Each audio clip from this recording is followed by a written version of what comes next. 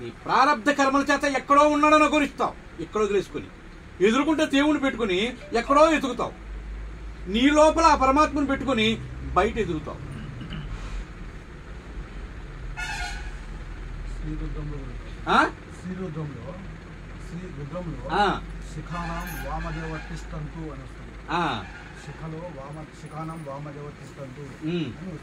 అవును, అదే వామదేవుడు అనొచ్చు, లేకపోతే ఇంకో దేవుడు అనొచ్చు, ఏ దేవుడు అంటే అనొచ్చు. శిఖ మధ్య భాగమునందు అంటే మనం ఎక్కడైతే శిఖ పెట్టుకుంటున్నామో ఆ శిఖకు లోపల భాగములో కింద నుండేటువంటిది ఏమిటనుకుంటున్నావు? సహస్రార కమలం అంటే 1000 దళాలతో కూడుకున్న ఒక కమలం. పద్మనాభుడు అంటే ఎవరనుకుంటున్నావు? ఆ పద్మ మధ్య భాగంలో ఉన్నటువంటి వాడని అర్థం. ఆ పద్మ మధ్య భాగంలోకి ఎవడు చేరాలి?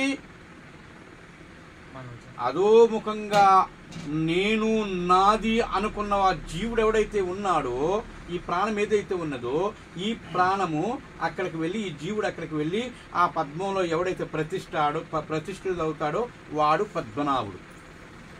ఇంకొక పద్మనాభుడు ఎక్కడా లేడు నాయన.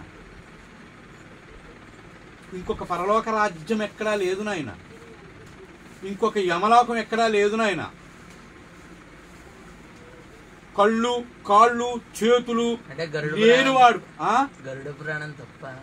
గరుడ పురాణం తప్పని నేను అన్నను, నువ్వు ఆచరించే విధానం తప్పని నేను అంటాను. నువ్వు పురాణాల జోలికి వెళ్ళొద్దు అంటున్నాను. పురాణం అంటే అర్థం ఏంటి చెప్పు నాకు. మీ గురువు గారిని అడుగు రేపు. పురాణం అంటే అర్థం ఏంటి గురువు గారు అని అడుగు, లేకపోతే ఇప్పుడు నన్ను అడుగు, నేను చెప్తాను. పురాణం అంటే పురాణము పాతకాలం, గడిచిపోయిన కాలం,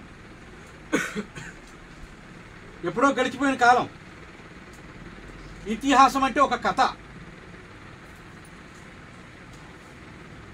అనేక రకాల భక్తి మార్గాలు, భక్తి మార్గంలో భయభ్రాంతులతోటి ఈ భక్తి మార్గంలో ప్రవేశించి వాళ్ళు భక్తి శ్రద్ధలతో జీవిస్తారని అనేకులు అనేక రకాలుగా అనేక కోణాల్లో చెప్పారు.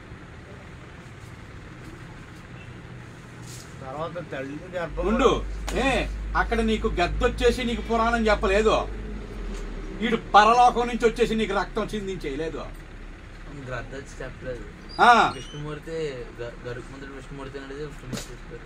అదే మరి విష్ణుమూర్తి అంటే ఏమిటి చెప్పా తెలుసా? విష్ణుమూర్తి 3 లోకాల్లో సంచరిస్తాడు తెలుసా? నాకు తెలుసు, 3 లోకాల్లో సంచరిస్తాడు. విష్ణు అంటే మనసు. మనసు ఇప్పుడు మనకు ఉన్నది జాగ్రత్త అవస్థ. పొద్దున్నుంచి అరిపింపజేస్తున్నాడు నా చేత, మీ చేత వినిపింపజేస్తున్నాడు. ఇప్పుడు జాగ్రత్త అవస్థలో ఉన్నాడు. కాసేపు ఉంటే స్వప్నావస్థలోకి పోతాడు, ఇంకా కాసేపు ఉంటే సుషుప్త అవస్థలోకి పోతాడు.